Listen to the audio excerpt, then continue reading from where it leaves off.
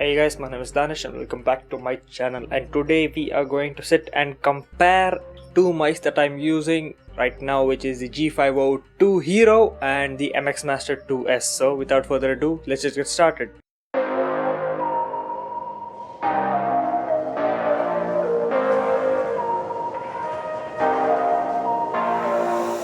So first of all, let me tell you, these are not the same type of mice that you will use at the same time or even in the same comparison, because both are in pretty different fields, primarily between this being a wired mouse and this being a wireless mouse. And this also has RGB, this does not have RGB. But coming on to the main comparison between the MX Master 2S and the G502, in my usage for at least 2 weeks now, the MX Master 2S is a lot wider in terms of grip and a lot more comfortable for larger hands like my own. So it has a neutral feel with a palm rest, and I can do the complete palm grip on this. While the G502 Hero is a bit longer, so it does accommodate my palm as well, but the thumb rest is a bit lacking. But the button reach is absolutely great for all of these buttons up here. Now coming on to the actual dimensions, the MX Master is a lot shorter in about 3.5 inches, while the G502 is around 5 inches long,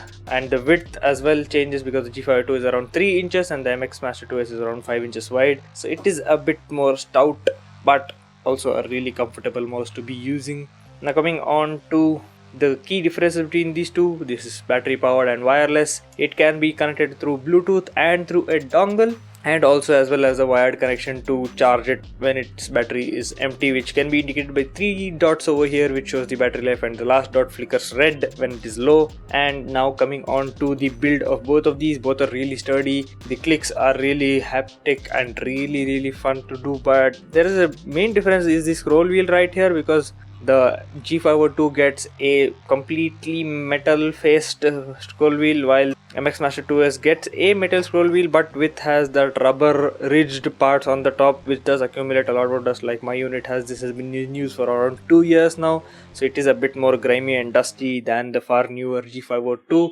But the two thing of the wheels is pretty similar in my use, but the G502 does feel a bit more tactile, probably because it's a bit newer than the MX Master 2S. But both have infinity scroll, but the G502 gets a physical click which engages and disengages the gearing, but the MX Master 2S gets a digital one, so it has a digital button which engages and disengages the gearing, so that is a bit more premium over there, but the click does not feel as bad. Now coming on to the buttons, so this has 7 buttons with the MX Master 2S, and this has 11 buttons in terms of the G502. Now you all know the default buttons that most of the mice right now have: the left click, the right click, the scroll wheel, and the scroll click, and usually they give you 2 buttons on the side. Now both of these have the same things in terms of those basic buttons, but they start deviating a little bit. Now coming on to the MX Master 2S, it has the same left, right, middle scroll and middle click, but then at the thumb that has a lot of work over here, because it has 2 small buttons here at top, being the left and right, which is usually the forward and backward assigned buttons. A horizontal scroll wheel is really useful for my case, and a palm click over here, which is a problematic palm click because it has a lot of failure rates over here, and mine also did have an issue with the palm click, but the other buttons are really still working nicely. And the scroll wheel is really important for my use case, because whenever I'm editing or doing any sorts of video manipulation or photo manipulation, I use the scroll wheel for horizontal and vertical scrolling a lot, and it is a really useful mouse for me in terms of productivity. And coming on to the G502, it has the same left, right, middle click, middle scroll, and then 2 buttons at the side, the forward and back, then a trigger button at the front, which is by default the DPS cycling for the sensitivities, and then I have 2 shoulder buttons on my left trigger, so those 2 can also be used to assign custom values for them. But this has a few extra buttons that you might not see. There is a scroll left and the scroll right click, so you have to tilt the scroll left and right to get another click out of it, so those are 2 another programmable buttons over here. And then the final button is the DPI sensitivity switch in the middle, and then the hyper scroll button, and those are all the buttons over here. Now the G502 with all of the weights that you can add inside of this still feels a lot lighter to me than the MX Master 2S, but this doesn't matter that much because when I'm gaming, this has a lot more accuracy and I don't need that accuracy, and the heft is not an issue when I'm editing or doing any sort of Photoshop work. Now coming on to lighting, this does not have any lighting other than the 3 indicator buttons over here for the battery life, while the G502 has a lot of lights. So the G logo lights up and there are 3 indicator bars over here on the top which are used to identify which DPI mode I am in and the sensitivity that I'm using, and I can change all of these depending on the game, depending on the default whatever I want. I can change all the colors. Both of these are RGB zones, so they can show any color you want. Now how to make them show any color they want is going through the Logitech software. So you might think that Logi on this and Logitech on this will have the same software, but no, it has 2 different software. So for the G502 you have to use the Logi G Hub for all of the button customizations and the RGB customizations, and for the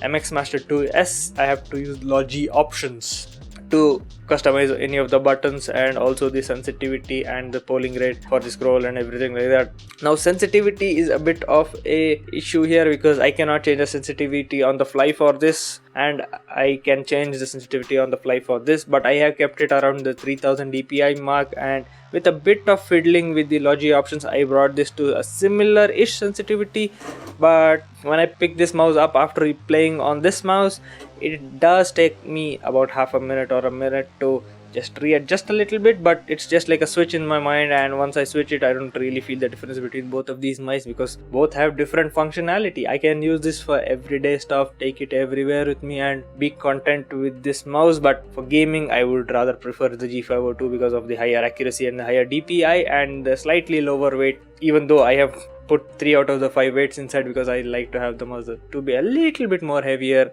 and be more of my gaming style. Now coming on to the price, the G502 is a lot cheaper than the MX Master 2S, the MX Master 2S being somewhere around the 6000 rupee mark. The G502 is around the 4000 rupee mark, and the G502 Hero is a really reputed mouse which has a lot of good praise for being a good mouse for this price point, and at this price point you can't really go wrong with the G502. But if you have been using the MX Master 2S, you will feel the loss of the horizontal scroll wheel, which I do feel. That is the reason I have 2 mice right now with me instead of 1 mouse that can do everything. I have 2 separate mice because both of them cover the whole gamut of my requirements. One of them was not enough, so I got 2. What else do I need to talk about the differences between the 2? The sensor, this is a 4000 dpi sensor I think for the MX Master 2S, and the G502 has a sensor that goes up to 16,000 by default and 25,600 if you stretch it, and that is like amazing but really hypersensitive. But somewhere around the 3000 to 4000 mark is the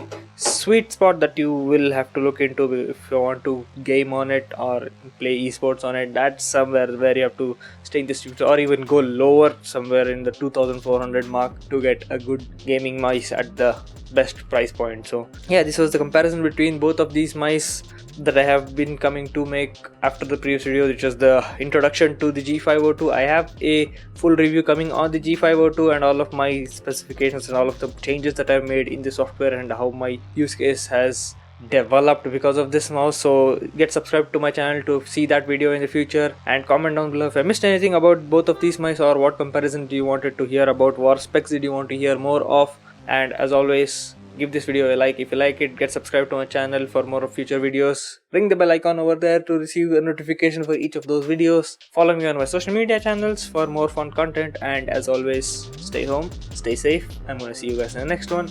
Peace.